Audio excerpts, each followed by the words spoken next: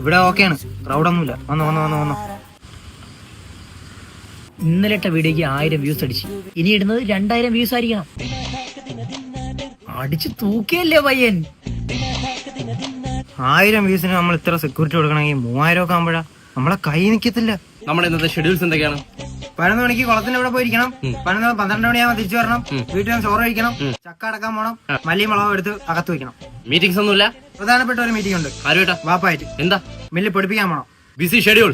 വാട്ടേ അവരെ പിടിച്ച് തള്ളു മാറ്റി ചെയ്തോ, അടിക്കുകയും ചെയ്തോളല്ലേ ഏട്ടാ. എത്ര ഏട്ടാ? എന്തൊക്കെയായിരുന്നു പോലെ?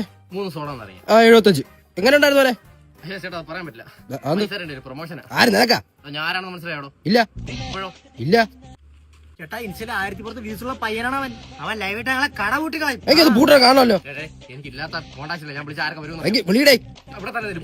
എന്റെ അവിടെ തന്നെ അവിടെ തന്നെ തരും.